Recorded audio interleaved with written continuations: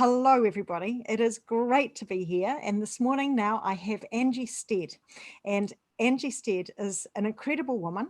She is running two different early childhood organisations within New Zealand. They are the Magic Sparks childcare centres and also Education Angels. But even more than that, she has started a global school. And that school is called Genius School. And that's one of the things that we're going to talk about today. So welcome, Angie. Thanks so much, Cathy. Great to be here with you as well. It's so good connecting with people, like-minded people who are in education and want to make a difference. So great to see you. Thank you very, very much. So you're obviously in education and you're starting this Genius School for a reason. So the first question that I've got for you is, what do you think are the current challenges in the education system? Well, I think there are many, but the thing that is close to my heart is that learning should be personalised, it should be individualised, because we are all uniquely, perfectly imperfect geniuses. So we all have a different style of learning, we have different talents, we have different interests, and learning should be, education should be delivered in a way that really ignites the genius in each individual. And to ignite the genius in somebody, it's really, your genius is your uniqueness. What makes you different is what makes you a genius. And, we know this in leadership and in the entrepreneurial world, that, a strength-based focus on leadership and collaborative learning, collaborative leadership is a real key to success. Well, education is no different. So, we are, like I say, individuals. And if we can tap into what's unique and what's special and what's different about every individual person, then we're going to bring out the best in them. And if we do that, then they're going to feel more fulfillment. And that's going to lead to people being more motivated to learn, to lead, and to make a contribution to society. Yeah. Yes, that's one of the challenges that I'm hearing time and time and time again, is that the education system as it is currently, because of history, because of the way that it's being set up, because of the fact that it is so difficult, or can be so difficult, to change a system, is almost in many ways a one size fits all. And we take this box and we take this box and we take this box, and those boxes are so limited for so many. It works for some, but it doesn't work for so many. And when we look at individual geniuses, there are people who are very logical and analytical in their thinking. Well, they tend to cope better in the current education system than people who are more extroverted, more collaborative, more talkative, or even the sensory learners, who really struggle. Because if you're a sensory learner, you're kinesthetic, and you need to actually do things to learn. You need to learn whilst doing.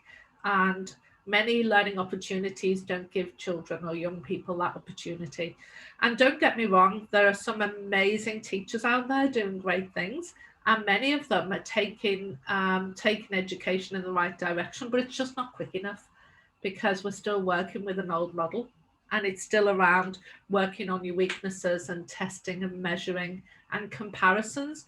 And if you compare one person against another, you're always going to fail, because you can't be that person as good as that person is being. It just doesn't work.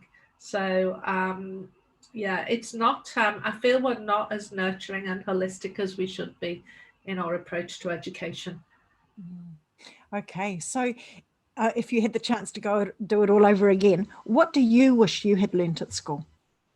I wish I'd learned I was a genius. I wish I'd learned what was great about me. I wish I was given the opportunity to focus on my strengths and to be able to, when I was at school, like, I'm in my late 50s. So when I was at school many, many years ago, I was not even allowed to do woodwork or any design projects or curriculum, because that was a male thing to do. I had to do cookery, which I hate. Still don't cook. So, it's, and so we have come a long way since then, but like I say, there's still a long way to go. But I definitely wish I was able to focus on my natural abilities, which is to be more creative, to be able to have a project-based approach to learning, to solve real-world problems. That would have been a huge motivator to me.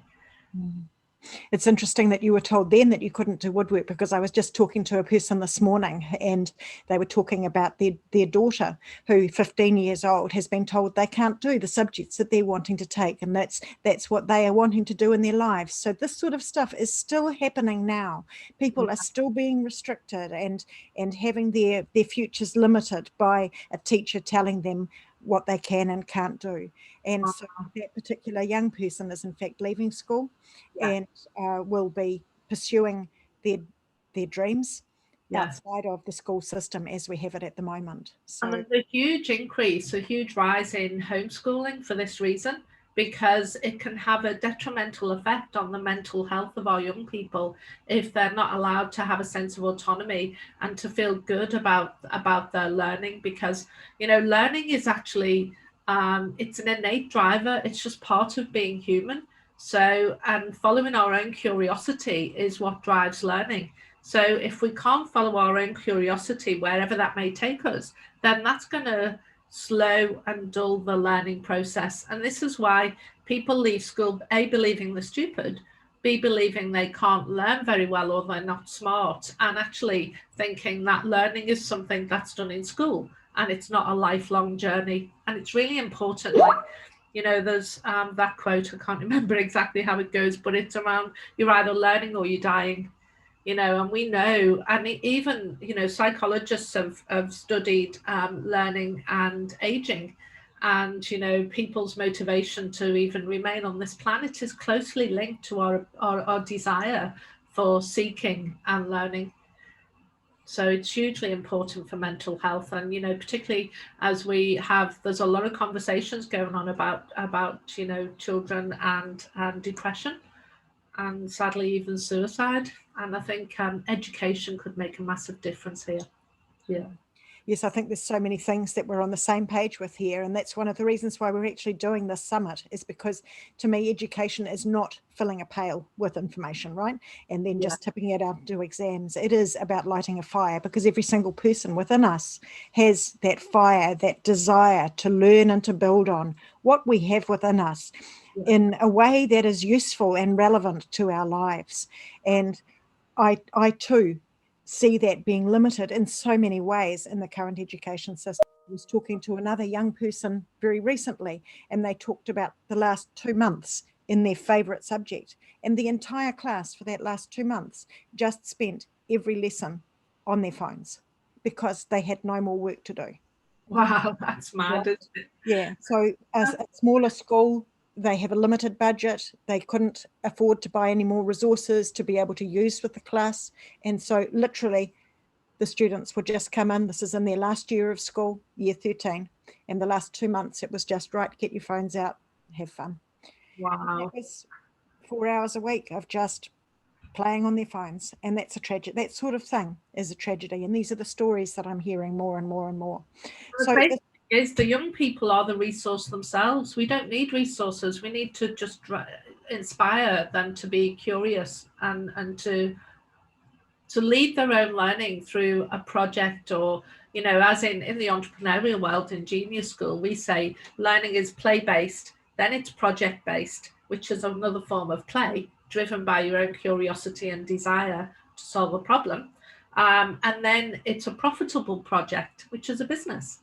So, you know, through working with our innate drivers on natural curiosity and developing the positive dispositions for learners, we're growing entrepreneurs.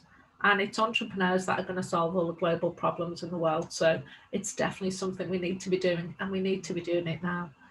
Yeah. I heard an interesting fact the other day, which is that 40% of all 5-year-olds will need to be able to create their own jobs. Yes. And so what you're doing is absolutely vital for that. So you're starting to talk about Genius School. Yes. So tell us more about that. Tell us about why you've set it up, what you are doing through it. Tell us about Genius School. So for Genius School, the reason I set it up is, as you mentioned, I'm in early childhood, and I see our children, when they leave the preschool environment through a play-based curriculum, they really are geniuses. If you watch them, they have this ability that they can do or have anything they want, and they have a sense of they're not scared to try anything. They're driven, and they really are have that strong desire to learn. And sadly, through the education system as it is, that slowly diminishes as we become de-geniused through the schooling system. And also my reflection on my own experience in school and that of my children too, I thought we've really got to solve this problem in education. And, you know, we have to, every one of us has a responsibility, a social responsibility and a responsibility to the youth of today. And so I saw that my contribution could be to be part of the problem. But Genius School is not about any one person or any one company. It's about a global community of educators who come together to make a difference in their communities, locally and globally, by igniting the genius in children. And we do that by teaching them self-awareness. So if they understand who they are, how they think and how they learn, then they know that actually, if I'm struggling to grasp a mathematical concept, maybe it's not me that's stupid if I'm struggling. Maybe it's how I'm learning.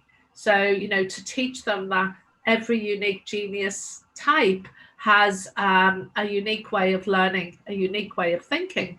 And I know I'm kinesthetic, so maybe the best way I can learn this challenging maths concept is to manipulate objects or to do something practical. And this is where the project-based approach comes in for learning, because it's like hands-on and learning becomes meaningful. And when learning's meaningful, then we are more driven to persist through difficulty and overcome challenges because there's a reason we're doing something. Take that reason away and then it becomes just about learning that maths concept. And that's not essentially a good motivator for young people. So so we thought, well, nobody can change the education system overnight, but we do recognize that it takes people to work a system. So the system has its rules. The system is what it is. It's a structure. It's fairly rigid, but it's the people within the system that make it work. So if we can teach educators how to ignite the genius in young people, by teaching them self-awareness and by developing those innate human drivers for learning, then we're going to be part of the solution for the global education problem. And then on top of that, so that's for teachers. And then on top of that, we also have our micro camps and our Young Entrepreneur Academy, where we actually teach children how to work through a project-based approach to start their own business. So, you know, our teenagers maybe are, you know, they're not our 5-year-olds who 40% will have to create their own jobs. Don't know what the stats are for the teenagers, but we know within their lifetime, they will have to create their own jobs or their own businesses. And often it's not taught in school how to do that. In fact, even the way we school our children teaches them how not to do that, teaches them to be compliant and to follow rules and follow structure, whereas entrepreneurial thinking is the total opposite. It's about solving global problems, solving local problems, and knowing that to do that, it needs to be a profitable promotion to be sustainable. So we've created a program for teens to teach them how to think like entrepreneurs and how to start their own business as well. And of course, we will have, by September next year, we'll have our own location-based schools, probably first in the US, and also Genius University as well. So that's really, really exciting. Mm-hmm. Yeah. So the schools that you're creating go right through from early childhood, don't they? From that kindergarten sort of age. Yeah.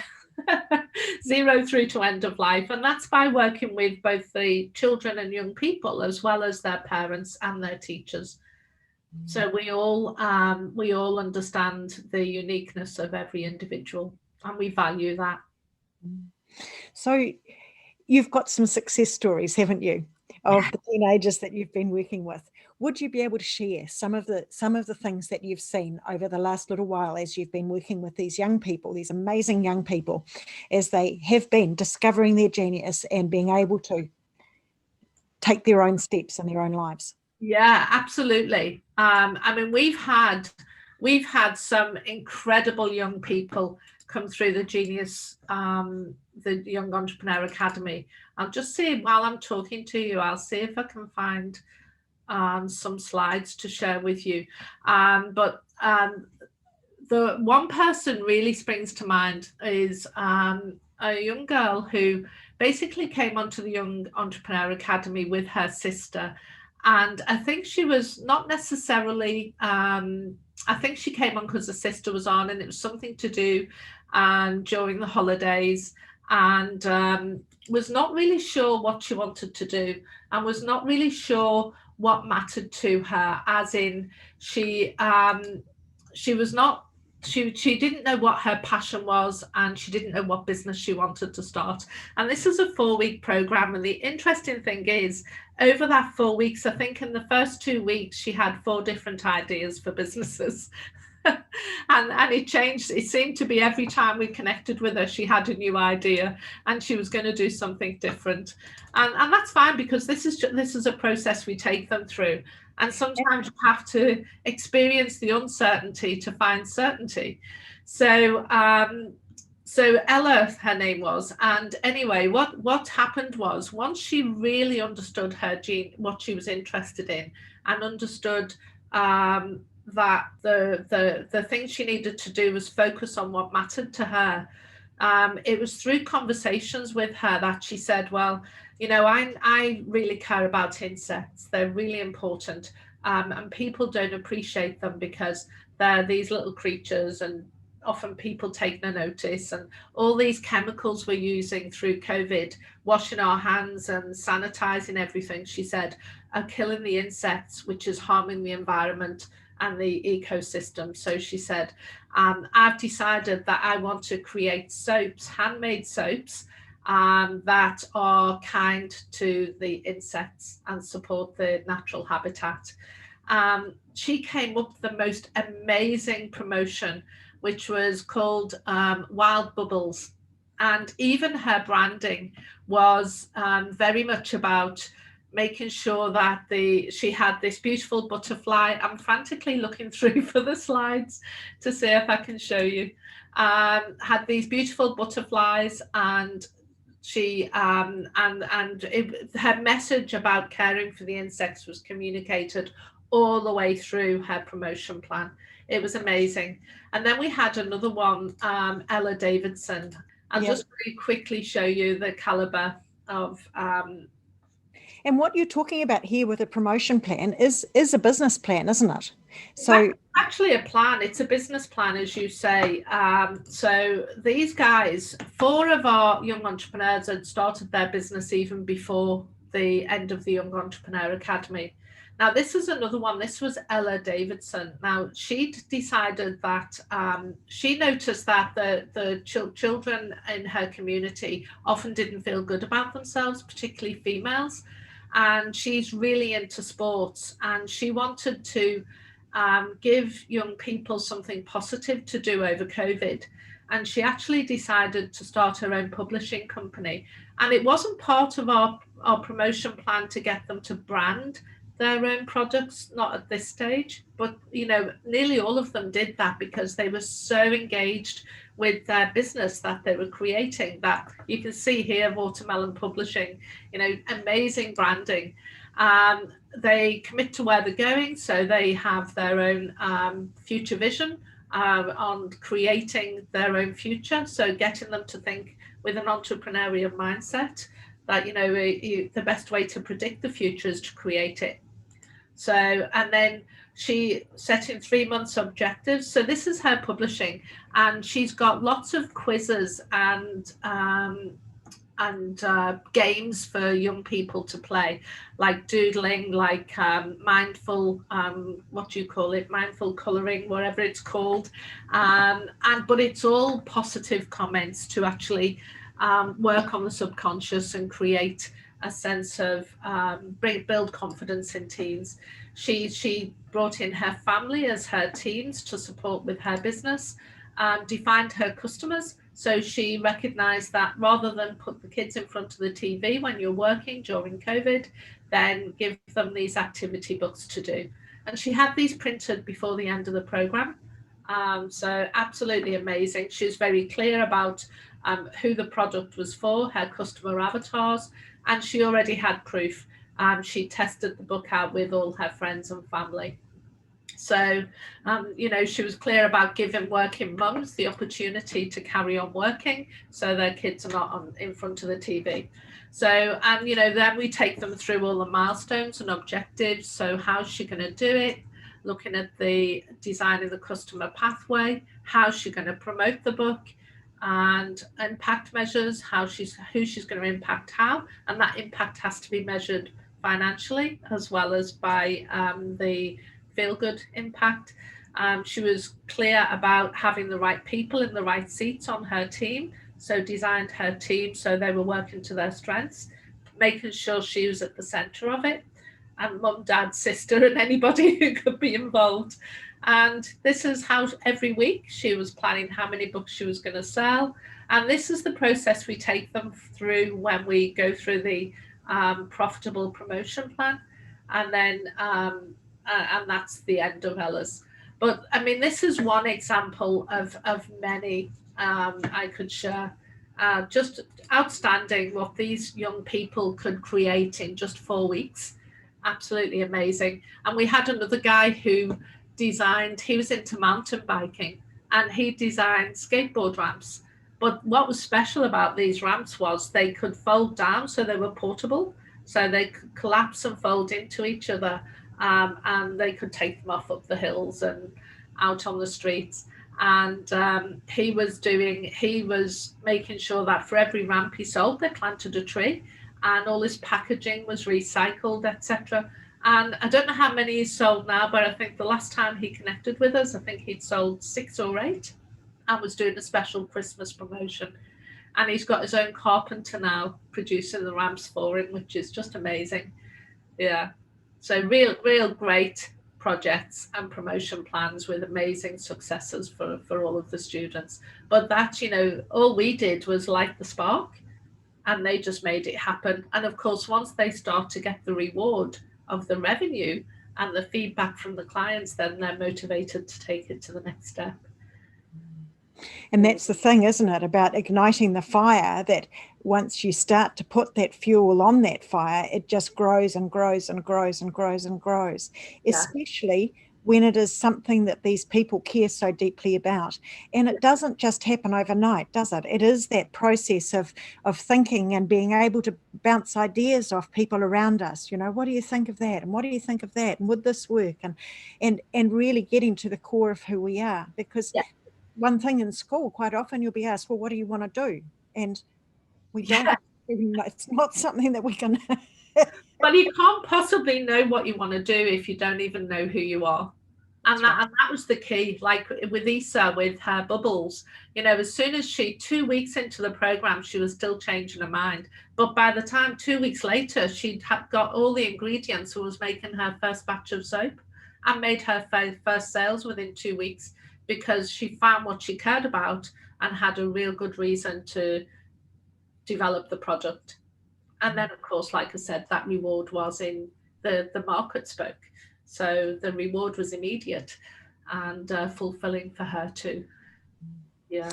And if you're looking at the learning that has to go on as we are building businesses and so on, you've got all of your writing, you've got your maths, you've got that understanding of people, because we can't run businesses without understanding the people that we're making these products for, or creating the services for. We have to really understand them and what are their pain points? Yes. How can we help?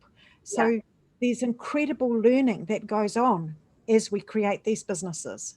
Yeah, absolutely. And it's meaningful. That's the key. It's meaningful. So, you said before about, being in school and the challenges that we face, not being able to do things we care about, like the subjects we want to do or things that interest us.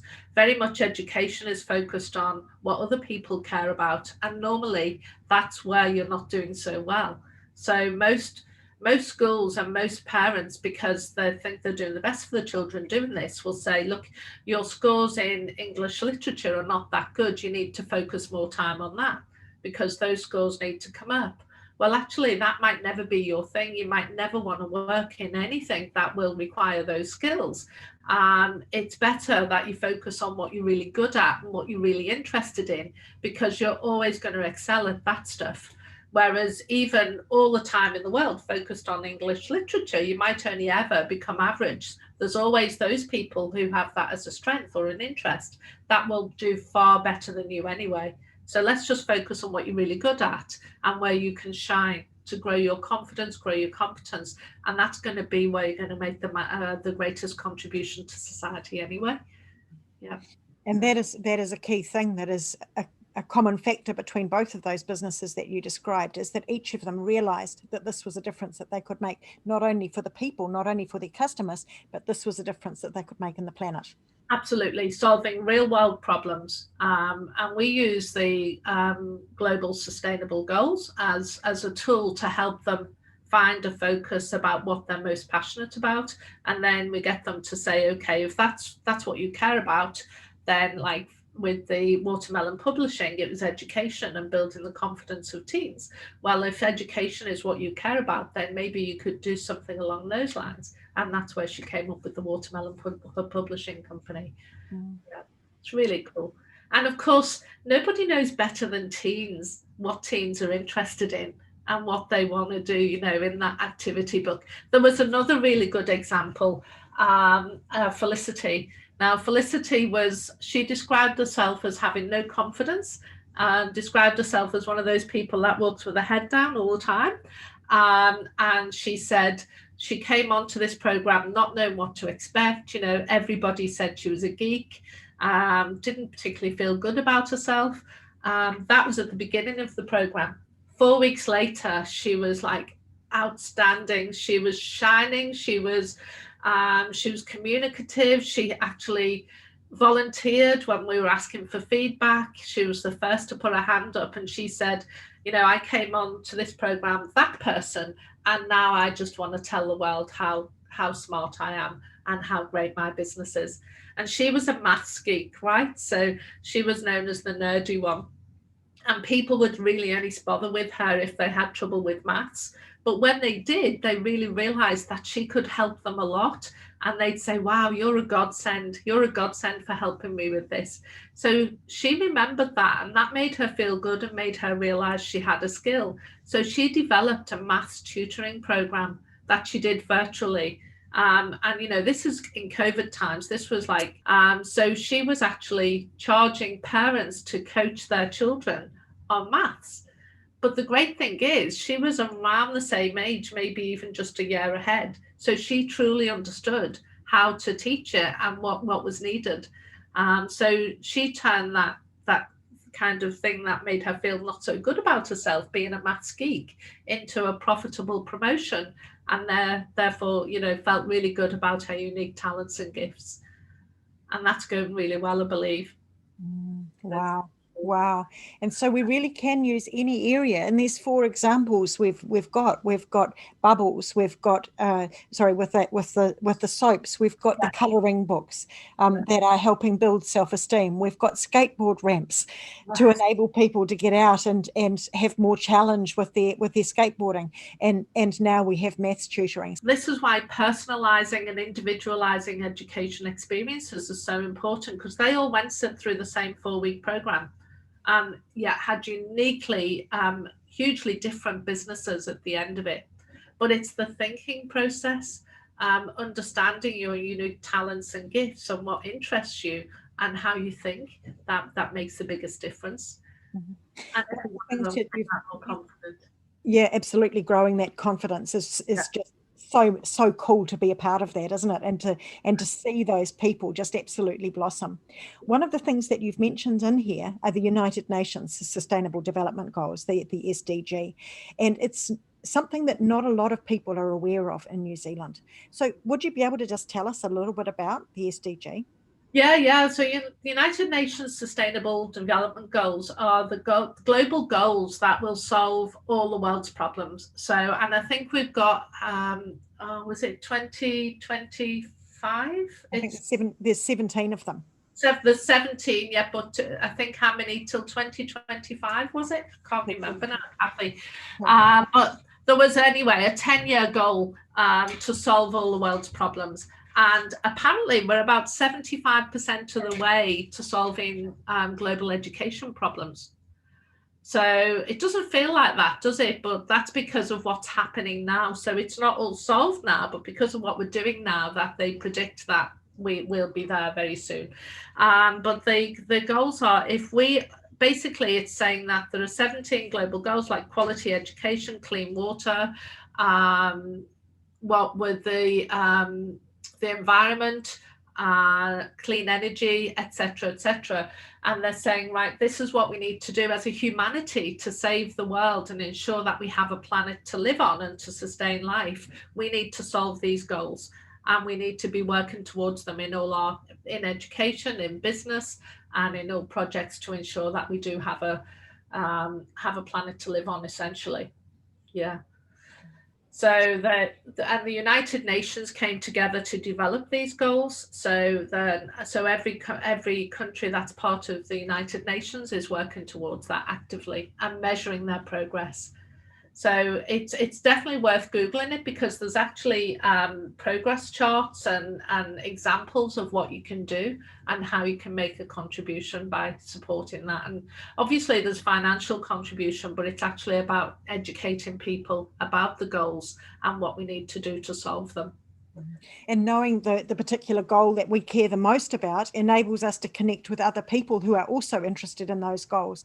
And together we can create much more of a difference. And that's the power that I've seen within them, is when I've been involved in an international youth summit in Nepal, and there were 200 young people from 17 different countries, and then being able to connect with each other and around the same goal, and being able to talk about, this is what I'm seeing in my community, and this is the ideas that I'm thinking about. And somebody else can say, wow, have you thought about this? Because this is what I'm also seeing in my community. Yeah. And so this entire summit, if you like, is part of that quality education for all global purpose. The great thing about that is, like you say, the mindset. So we know we have a sense of autonomy and that we can make a difference, and small things can make a massive difference. Like we had in the UK, in one of our camps, we had a young person who cared about the environment. And, so her goal was, I think it was more to do with clean water, actually, but she recognized that she was working on a project for her local community and realized that there was lots of dog dirt on the streets. And that was a real problem. But also, so too was plastic. So she decided that she would solve that problem by taking empty, Coke bottles and similar plastic bottles, and cut a hole in the bottom of them, use cable ties to tie them around lampposts, and fill them with plastic bags, so that the plastic bags, instead of people going out and buying plastic bags to pick up dog dirt off the street, that people would recycle their plastic bags by putting them in these containers and reuse them. And she did that throughout her local community and got all the local streets involved in the neighborhood, and ended up on the news on BBC for the massive contributions she was making. Already that's outdated. That was only 3 years ago, I think. But now, of course, we're not using plastic bags in supermarkets, so it's not the same anymore.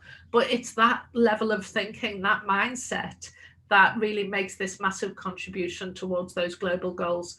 And young people realizing that actually it's often the young people that are making the biggest difference and not standing for what we're doing to the planet. Absolutely. Yeah. And the other thing with that is how quickly we're needing to be able to change. You're talking about a change there that's happened within 3 years, and things are changing faster and faster. And so we can make small contributions in almost every area if we can see that opportunity and go, yep, I can do something in that area. Like those, we use these like young ladies as an example in our camps and our YA program, the Bye Plastic Bags, the young girls from Bali. I mean, they were there talking at the United Nations about sustainability and not using plastic, and they were a massive contributor to the awareness that we've raised globally about this problem. Yeah, it's so cool. Fantastic. Okay, so if you had 3 tips for young people in terms of how they can discover their genius, how they can move forward from where they're at right now, what would you say those 3 tips would be? I would say to know that you are a genius. So it's your responsibility to really focus on what you're good at and what you're interested in, because that's where you're going to make the biggest contribution to the world. We will offer that. We can give the link to the free genius test, so that will help them to, raise their level of awareness around this, to know that you can be, do, or have anything. So, find something you're interested in and focus on solving a world problem. And then you're going to find a global problem. And I would say definitely look at the United Nations Sustainable Development Goals for guidance. So I'd definitely do that. And never let anybody tell you can't do something. I did do woodwork, but I did it after I left school. So, if somebody thinks you can't do anything, then that's your opportunity to prove to you, not to them, because it's what you think of yourself that matters more than what other people think of you. So if somebody says you can't do something and you're interested and you want to do it, there's a reason you want to do it. So don't believe them. Just know that you can do it, and you can go out and you can express yourself fully to the world and to society, and know that you can make a massive difference. And together we need diversity. We need you to be an individual. We need you to be who you are, so I can be who I am. And then together we can all make a massive contribution. So I would say follow your dream for sure. Follow what's in your heart, and don't be guided by what other people think. Don't listen to what other people think of you. Fantastic. Thank you for sharing those tips, and those were absolutely from the heart. So yeah. Thank you. Okay, thanks very much, Angie, for sharing about the Genius School, for sharing about that pathway forward that any of us can take, no matter what age we are, that there is big changes, big things that we can do in the world by knowing ourselves and by following our own dreams. So thank you for being with us today. Yeah. Thank you. Thanks for having me.